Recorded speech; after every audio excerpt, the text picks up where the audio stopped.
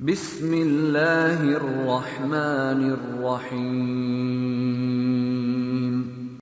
فاتحة بنا الفتوح والمنو والرسوخ والصلاح الجسف والروح وطبة النصوح نريد توبة الأرواح والدينا والديكم واتنا وامواتكم وأموات المسلمين ثم إلى نوينا في المجلس من التعليم والتعلم والإفادة والاستفادة والنفع الانتفاع ثم إلى أرواح أولياء الكون أجمعين مكان حلت أرواح ومن مشارق الأرض إلى غربها ومن عمر هذا المسجد وعبد الله فيه وحضر في المجلس لأن تغشى المغفرة من بركاتهم وأسرارهم وانورهم خصوصا الحبيب الإشاد الحبيب عبد الله الحداد وإلى حضرة النبي محمد صلى الله عليه وسلم. الفاتحة.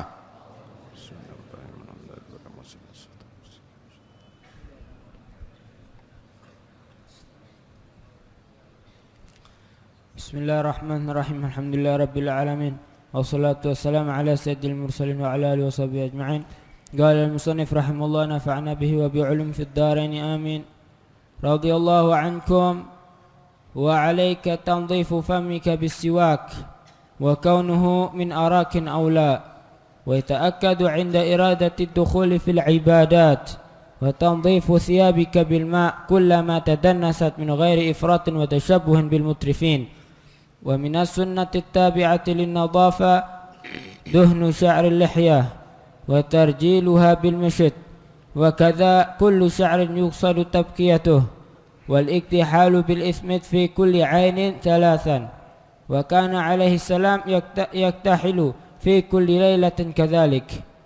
واستعمال الطيب والإكثار منه فإنه يستر الروائح الكريهة الثائرة من الإنسان وغيره. ويتأكد عند حضور الجمعة وسائر جموع الإسلام، وقد كان رسول الله صلى الله عليه وسلم يحبه ويكثر منه.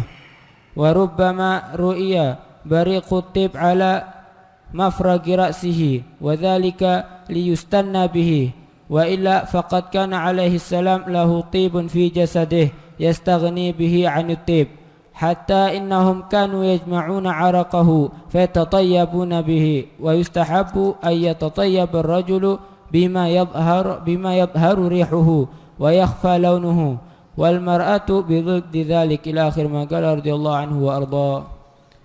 بسم الله والحمد لله والصلاة والسلام على رسول الله سيدنا مولانا محمد بن عبد الله وعلى آله وصحبه ومن والاه. قال المصنف رحمه الله ونفعنا به وبعلومه في الدارين آمين. وعليك بتنظيف فمك بالسواك، dan hendaknya kamu melaksanakan pembersihan mulut kamu dengan siwak. Wa kaunuhu, dan adanya siwak, min arak aula, dari kayu arak lebih utama. Wa yata'akkad, dan menjadi sangat dianjurkan inda iradatid dukhul, ketika hendak masuk fil ibadat, dalam macam-macam ibadah.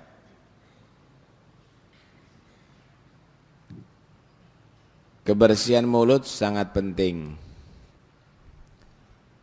Karena itu Islam merintahkan kita untuk bersiwak.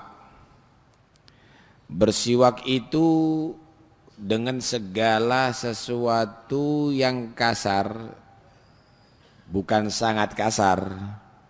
Maksudnya kasar di sini yang bisa membersihkan gigi, walaupun berupa kain, walaupun itu berupa tisu.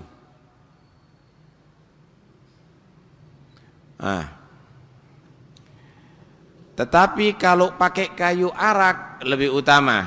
Kayu siwak yang ada itu namanya kayu arak, lebih utama. Kenapa? Nabi menggunakan itu. Dan akhirnya subhanallah, ternyata dalam kayu arak banyak faedah jika digunakan untuk bersiwak. Di antara faedahnya, sebagian menghitung sampai 70 lebih. Bersiwak dengan kayu arak yang jelas menghasilkan ridha Allah jika diniati mengikuti jejak Rasulullah. Yang kedua, ya membersihkan gigi, memutihkan gigi. Yang ketiga, membuat aroma bagus dari mulut. Anda bisa bayangkan kalau Anda enggak bersihkan mulut Anda. Itu sangat menyengat dan sangat mengganggu. Juga diantaranya bisa menegakkan punggung, enggak gampang bungkuk. Orang-orang dulu itu jarang bungkuk itu. Karena mereka banyak pakai kayu arak jika bersiwak. Kemudian menguatkan gusi dan membeningkan kulit.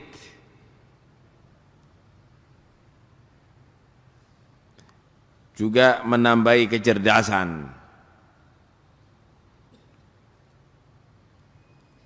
Itu termasuk ibadah yang bisa melipat gandakan pahala. Sampai dalam sholat Nabi pernah bersabda, rak'atani bisiwak afdalu min sab'ina rak'ah bighairi siwak.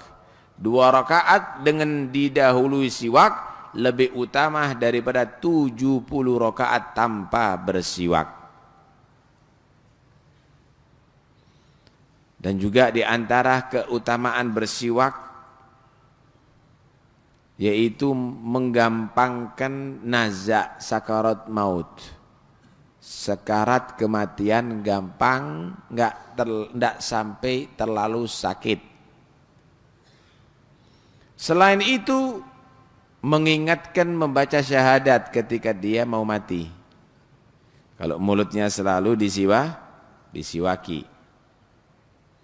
Selalu bersiwak akan membuat lancar rezeki.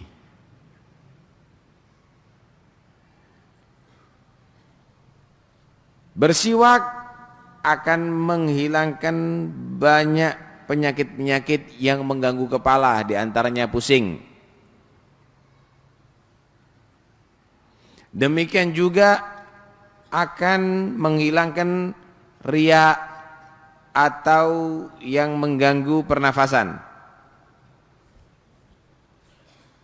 dan menguatkan menguatkan gigi, menjernihkan mata.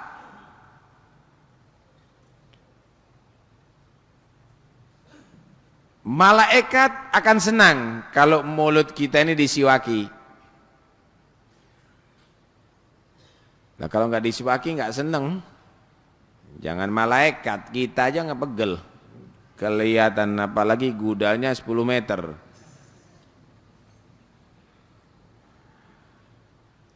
Bersiwak nanti bagi orang yang selalu melakukannya, buku laporan amalnya di hari kiamat akan diserahkan ke tangan kanan.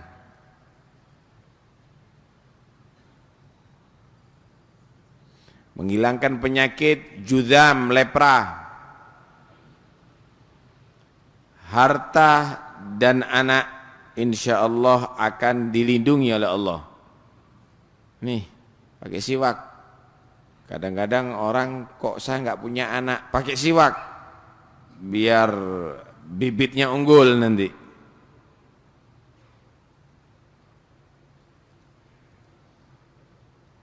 Dan nanti di kuburan akan dia merasa bahagia.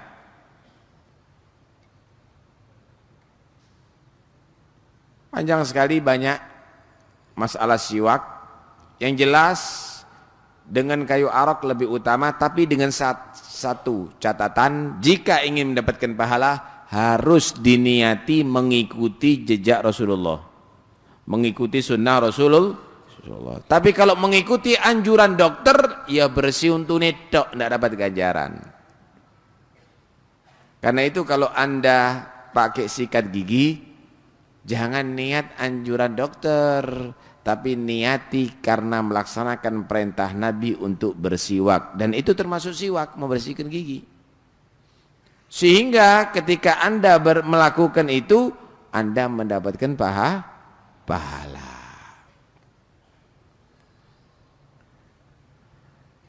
Nabi Shallallahu Alaihi Wasallam pernah menegur beberapa orang yang masuk ke majelisnya beliau, menghadap kepada beliau dengan gigi menguning, nggak dibersihkan. Ini satu bukti guru itu boleh negur santri kalau nggak beres. Iya nggak? Nabi pernah menyatakan, ma balukum ta'tuni qulha, jamak aklah. Kenapa kamu datang menghadap kepada aku dalam keadaan gigi kamu kuning-kuning? La tasawwakun, kamu tidak pakai siwak, kamu bersihkan, nggak bersiwak kamu. Laula nasyqa ala ummati la faradtu alaihimus siwak kama faradtu alaihimul wudu. Kalau bukan karena takut memberatkan kepada umatku, aku wajibkan kepada mereka bersiwak sebagaimana aku wajibkan mereka melaksanakan wudu. Mau baca Quran harus wudu kan, kalau nggak punya wudu.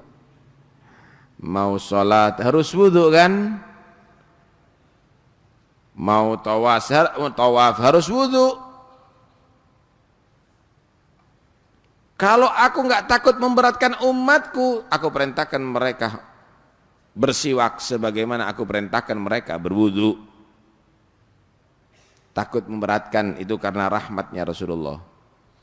Lah apa beratnya kita bersiwak? Nggak berat, ya cuma itulah. Manusia kadang-kadang dia keberatan untuk berbuat baik, tapi nggak keberatan kalau berbuat tidak baik. Contohnya, mau pakai siwak berat, ngerokok nggak berat. Ngaku kon.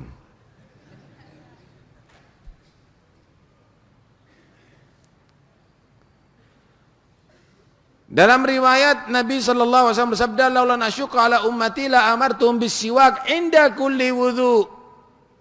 Kalau aku tidak takut memberatkan kepada umatku, aku perintahkan pakai siwak setiap dia berwudu. Riwayat yang lain, inda kulli shalah, aku perintahkan kalau tidak memberatkan kepada umatku, aku perintahkan mereka untuk bersiwak pada setiap melaksanakan sholat. Paham nih?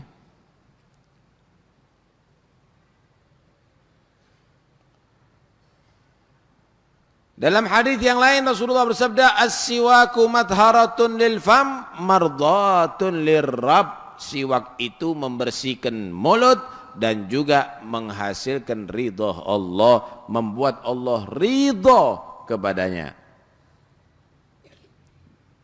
Double urusan dunia, mulut sehat, yang di samping senang, Allah ridha kepada dia. Murah siwak ya. Insya Allah kalau beli 1-2 bulan tidak habis. Kalau beli rokok, setiap hari 2 pak mau. Siwak enggak, padahal menghasilkan ridha Allah. Subhanallah azza wa jal. Musibah ini kaum muslimin ini.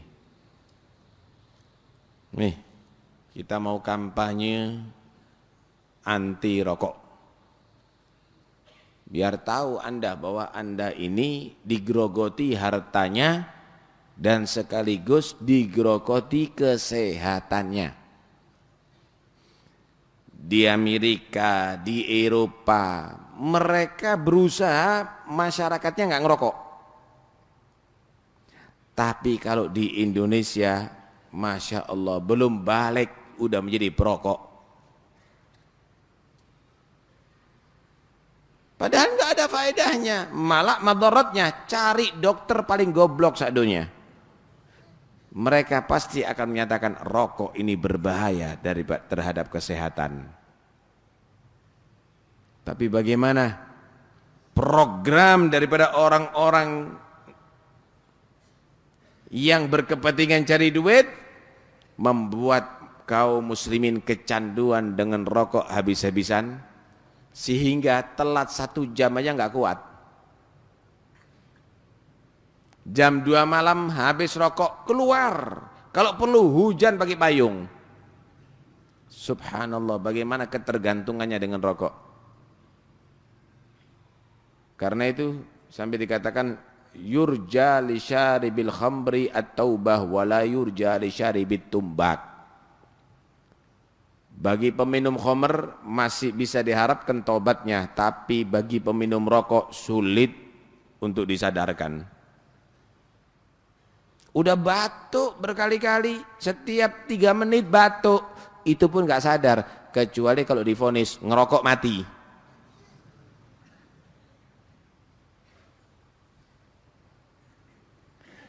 Ada beberapa bait daripada syair Al-Habib Abdullah bin Umar bin Yahya, dan ini perlu kita renungi. Ayo kesinggung kalau urusan rokok ini. Anda lebih baik mengaku salah daripada kalau Anda itu pegel. Kenapa? Suatu saat Anda akan menyesali karena ngerokoknya Anda. Jika sudah ada penyakit, jika ada terasa yang tidak bagus. Lebih baik kamu menyesal karena kamu belum berhenti, daripada kamu tadi itu merasa tersinggung jika ada menerangkan tentang rokok. Tastahsinu tumbaka fi fika. Kamu kok menilai bagus tembakau di mulutnya kamu ini. Wa tastahyi bi an tastamilal miswaka, dan kamu merasa malu kalau kamu memakai siwak. Berbeda ya, artinya. Bertolak belakang ini, seharusnya kan tidak. Kamu selalu pakai siwak dan kamu malu menjadi perokok. Tapi tidak. Kamu merasa hebat, merasa bagus kalau perokok, apalagi kalau bisa meniupnya bisa bundar-bundar.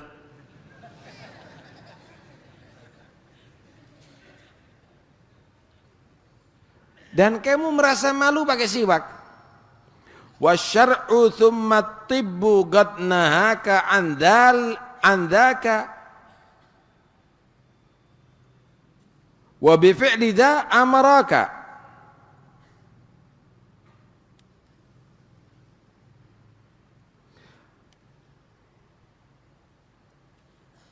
Syariat dan juga ilmu kedokteran melarang kamu daripada merokok. Secara syariat, jika kamu tahu bahwa ini akan membahayakan kamu, haram kamu merokok. Ini penyakit, haram kamu merokok. Ini adalah berbahaya, haram kamu merokok. Secara syariat. Secara kedokteran juga begitu, melarang kamu. Wa bi fi'li dah amaraka, tetapi dengan pakai siwak secara medis maupun secara syariat kamu diperintahkan, dianjurkan. Lau kunta ta'kisu fil ghadiyati kana aula minka lakinnal la'ina aghwaka. Kalau seandainya kamu balik, yang kamu tadi itu merasa maju dengan merokok, malu pakai siwak, kamu balik. Malu merokok, kamu merasa bangga pakai siwak, maka itu akan baik jadinya, positif. Lakinnal la'ina aghwaka, tetapi yang terlaknat yaitu setan telah menyesatkan kamu. Falakam adha'ta bihi nafisal mali law anfaqtahu ya sahifi ukhraka. Berapa banyak yang kamu telah hambur-hamburkan harta kamu yang bernilai jika kamu sedekahkan untuk kebahagiaan akhirat kamu. Beli 2 pak berapa? Hampir 20.000 setiap hari, 15.000. Kok seandainya kamu celengi 10.000 satu bulannya, 300.000 satu tahunnya, 3.600.000 10 tahun, cukup untuk ongkos haji. Heran saya di sini nih. Jadi pengemis perokok. Minta duit. Saya nggak punya apa-apa. Gudang garam lagi rokoknya. Ngedik no kadang-kadang. Inilah kita tertipu. Udahlah, tinggalkan itu semuanya, nggak ada manfaatnya. Ganti penampilan agama, penampilan dengan sunnah, bukan penampilan dengan merokok. Ada dua tokoh ulama ini, sama-sama ulama ini. Yang satu dia berpendapat rokok itu seperti kopi. Sama aja, ada nyetet ngerokok, ada nyetet ngopi. Sama. Nggak apa-apa, berarti nggak apa-apa. Apalagi kalau digabung ngopi dan merokok. Wah, katanya sih seperti raja. Raja apa dengan asap? Raja jin mungkin ya.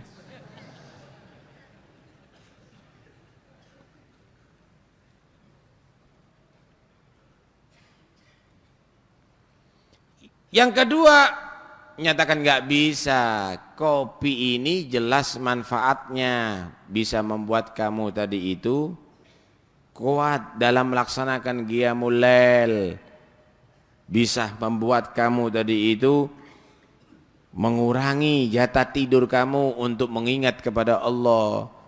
Rokok membuat kamu lupa kepada Allah, ribut. Udah, daripada kita nggak ketemu tidak menemukan titik temu, nggak ada solusi.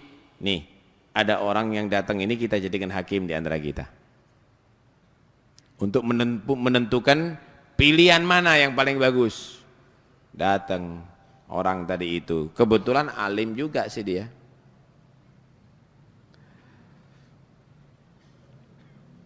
Akhirnya dia menyatakan ini kita saat tadi itu ada sedikit perselisihan. Selisih apa kata dia? Ini bilang rokok sama dengan kopi. Saya menyatakan nggak sama. Mana yang benar? Rokok jelek, kemudian kopi bagus. Gimana menurut Anda? Oh, kalau kamu semuanya bawa dalil, nggak ketemu nanti. Lawan kamu itu semuanya pinter. Wes nggak usah pinter-pinteran. Gimana kalau kita pakai saksi hamba Allah? Apa yang dinyatakan bagus oleh kaum muslimin, maka itu akan bagus. Apa yang disepakati jelek, maka itu adalah jelek. Oh, gimana caranya? Mana yang dia tadi itu senang kopi? Saya. Mana yang senang rokok? Saya. Sama-sama bawa. Yang senang kopi bawa kopinya, yang senang rokok bawa rokoknya, masuk Masjidil Haram sama-sama di muka Ka'bah. Yang senang kopi minum kopi, yang senang rokok ngisep rokok. Nanti kaum muslimin akan melihat itu, menyaksikan mana yang dianggap positif, mana yang dianggap negatif. Gimana keberatan yang ngerokok? Wah, nggak bisa, kita nanti akan terpojok ini kata dia. Kalau Anda kurang mantap, pergi ke Madinah, ada di Raudhah atau di hadapan makam Nabi. Yang senang kopi, minum kopi di sana. Yang senang rokok, ngisep rokok ada di sana. Nanti kaum muslimin akan bisa menilai mana yang bagus, mana yang tidak bagus. Waduh, nggak bisa nih. Hah? Dari sini aja udah kelihatan perbedaan antara minum kopi dan merokok, saudara. Nggak pantas kan kalau Anda baca Quran sambil ngerokok, pantas nggak? Nggak pantas. Majelis taklim ini saya ngajar sambil ngerokok, nggak pantas. Tidak pantas merokok itu digandengkan dengan kebaikan, dengan ibadah. Kalau mau ngerokok dari masjid, keluar dulu ke masjid. Tapi ada yang kurang ajar ngerokok di masjid ya. Keluar dulu, mau baca Quran sambil ngerokok, nggak pantas. Dimatikan dulu baru baca Quran, atau ditutup dulu Qurannya baru ngerokok.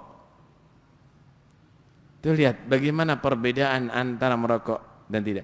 Merokok ini Pak, itu kebiasaan orang-orang yang fasik begitu. Loh gimana? Sebagian ulama banyak yang ngerokok. Ikut ulama yang nggak ngerokok lebih banyak sebenarnya. Ulama sekarang aja di Indonesia yang banyak ngerokok. Gimana? Ya situlah salahnya kita. Karena itu pabrik-pabrik rokok itu sebetulnya nggak usah bayar bintang film untuk supaya rame rokoknya. Kayak ustadz itu suruh ngerokok sudah. Muridnya nanti jadi perokok semuanya. Serius ini memang iya. Orang-orang itu jadi perokok itu bukan karena bintang film yang ngerokok saudara. Tapi karena dai-dai, kiai-kiai menjadi perokok di muka umat, menjadi perokok di muka santrinya. Akhirnya santri yang asalnya masuk pondok nggak ngerokok keluar jadi perokok. Karena itu tanggung jawab nanti di hari kiamat. Lebih baik ngaku aja lah inti istighfar, niati berhenti. Jangan kamu bela-bela nanti akhirnya dimintai pertanggungjawaban di hadapan Allah Subhanahu wa taala. Suruh ganti siwak orang-orang. Kampanye siwak. Kampanye anti rokok, bukan sebaliknya. Tidak mencontohkan pakai siwak tapi mencontohkan pakai rokok lah. Kacau jadinya. Nah, inilah yang perintahkan oleh Nabi Muhammad sallallahu alaihi wasallam adalah bersiwak. Bukan dengan yang lainnya. Ini mulut, saudara, ini mulut. Itu menjadi jalur untuk Anda berzikir kepada Allah. Jalur untuk Anda bersolawat kepada Rasulullah. Jalur untuk Anda membaca Al-Quranul Karim, kalamullah. Karena itu, ketika tidak Anda clean, tidak Anda clear, tidak Anda bersihkan ini mulut, maka Anda berarti telah mengotori jalur untuk berzikir kepada Allah, mengingat kepada Allah, berhubungan dengan Rasulullah sallallahu alaihi wasallam. Rugi. Untungnya apa merokok? Ruginya apa kalau berhenti merokok? Niatkan. Waduh, nggak kuat saya. Kalau Anda bisa kuat memulai ngerokok, kenapa Anda tidak merasa kuat untuk berhenti daripada merokok? Dulunya Anda nggak seneng, masa lahir langsung rokokan ini? Dulunya nggak seneng ngerokok, tapi Anda paksa-paksakan, akhirnya kamu seneng. Dan sekarang paksa-paksakan, akhirnya kamu nggak seneng ngerokok. Segala sesuatu itu minal tuman. Segala sesuatu daripada kebiasaan, saudara. Anda bisa bayangkan, ini pumpung babnya ini ya. Anda bisa bayangkan kalau satu hari itu 2 pak yang isinya 24 batang. Setiap batangnya Anda harus nyedot berapa kali? Harus Anda mengeluarkan asap, meniup berapa kali? Coba setiap Anda menyedot, Anda ganti dengan bacaan La ilaha illallah setiap hari ribuan kali. Coba setiap tiupan Anda ganti dengan Astaghfirullah setiap hari ribuan kali. Kenapa Anda sia-siakan waktu Anda hanya sibuk untuk masalah itu? Bukankah waktu Anda di dunia untuk beramal dan semuanya akan dihisab oleh Allah Subhanahu wa taala? Untuk apa mulut dapat mengucapkan dzikir tapi digunakan hanya sekedar untuk melupakan diri kepada Allah dengan menghisap rokok? Wala tus'alunna yauma idzin anin na'im. Hadirin sekalian yang dirahmati Allah Subhanahu wa taala, kemudian teruskan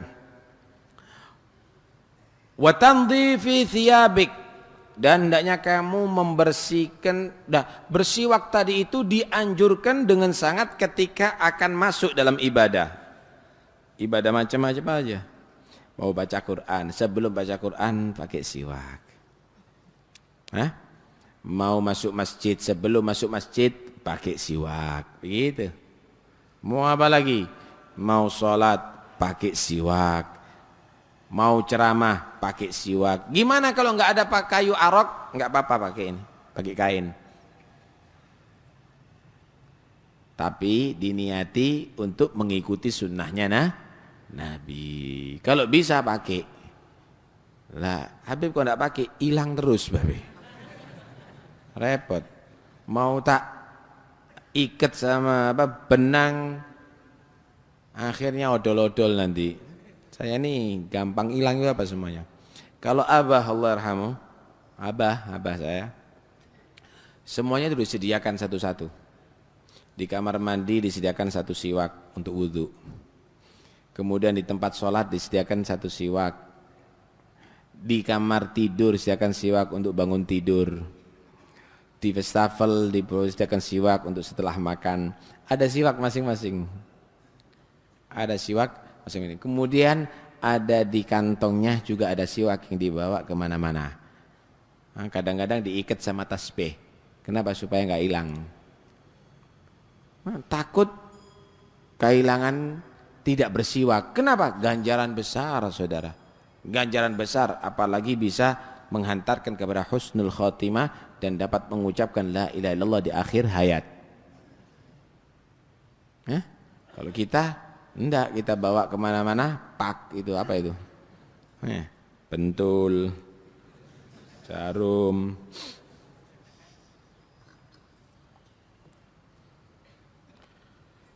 Masya Allah. Wa tandhifi thiyabika bil ma, dan hendaknya kamu memperhatikan kebersihan pakaian kamu bil ma, dengan air.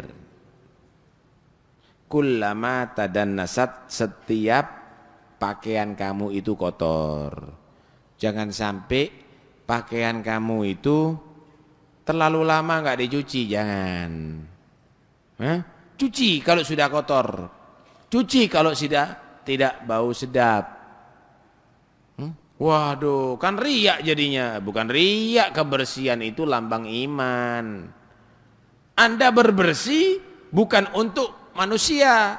Anda pakai siwak untuk sholat, Anda pakai siwak untuk baca Quran, Anda pakai baju baru supaya sholatnya bagus, Anda pakai baju rapi wangi, majlis supaya majlis tidak mengganggu orang, baik semuanya kalau digunakan untuk ibadah. Masuk ke masjid pakaiannya kotor, resepsi pakaiannya bagus, ya enggak benar. Khudhu zinatakum inda kulli masjid. Pakai, ambil hiasan kamu, baju yang rapi, yang bersih, minyak wangi yang harum ketika masuk masjid. Bagus jadinya, bagus. Tuh lihat bagaimana. Maaf ini hanya sekedar gambaran, bukan kami mendukung, tidak. Tuh lihat bagaimana orang-orang Nasoro ketika masuk gereja, rapi-rapi. Rapi-rapi. Ketika masuk kelenteng, rapi-rapi. Kenapa kita tidak merapikan diri ketika masuk masjid? Sing genah. Kopiai miring-miring kadang-kadang. Yang rapi, Anda akan beribadah kepada Allah Subhanahu wa ta'ala. Tapi kebersihan pakaian tadi itu min ghairi ifratin wa tasyabbuhin bil mutrifin, dengan tanpa keterlaluan. Jangan pakai pakaian yang pakaian yang menyerupai orang-orang yang bergelut, bergumul dengan dunia. Jangan. Lu untuk masuk ke masjid pakai pakaian yang termahal. Akhirnya jadi tontonan orang-orang yang fakir. Ya Allah, pakaiannya bagus.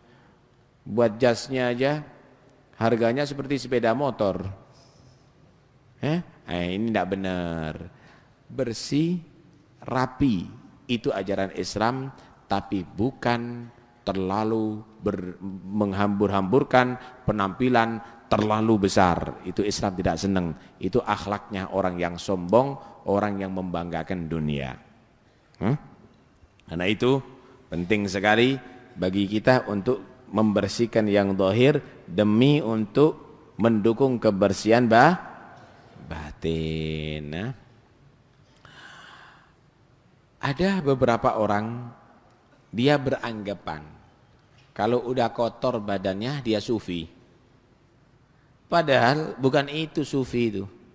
Sufi itu bukan karena kamu tadi itu pakaiannya miring, rambutnya korat-karit, kemudian mulutnya menjijikkan, kukunya panjang, bukan itu orang-orang yang sufi. Orang sufi itu yang jauh daripada perbuatan haram, yang bersih hatinya.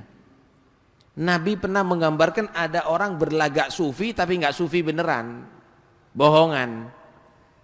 Ash'ath aghbar yamuddu yadahu ila sama faqala ya rabbi ya rabb wa mat'amuhu haram wa malbasuhu haram wa ghudhiya bil haram fa anna yustajabu lah. Rambutnya kocar kacir, katanya dia sih nggak punya kesempatan nyisir. Pakaiannya kumuh, katanya sih nggak peduli dengan pakaian, yang penting hati. Wow, mulutnya selalu komat-komit, setiap saatnya mengangkat tangannya ya Rabbi ya Rabbi ya Rabbi, birit dibaca terus. Cuma ternyata wa mat'amu haram, makanannya haram. Wa malbasu haram, pakaiannya haram, sejadahnya haram, tasbihnya haram. Wa ghudhiya bil haram, bukan hanya itu, mulai kecil bapak emaknya kasih rizki yang haram. Fa anna yustajabulah, dari arah mana ini? Bagaimana mungkin ibadahnya akan diterima, doanya akan diterima, zikirnya akan diterima, lawang semuanya dari haram? Enggak mungkin. Hah? Ibadah itu kalau didasari dari haram seperti bangun bangunan di tengah lautan. Apa dikatakan? Wa ta'atun mimman haraman yakulu mithlul bina fawqa maujin yuj'alu. Perbuatan taat yang dia tadi itu dasari dengan makanan haram seperti bangun bangunan di atas lautan, baru ditaruh srit, tenggelam sudah semuanya, enggak ada wujudnya nantinya. Mudah-mudahan insyaallah Allah Subhanahu wa taala jadikan kita orang yang beruntung dunia akhirat, selamat dunia akhirat, amin Allahumma amin.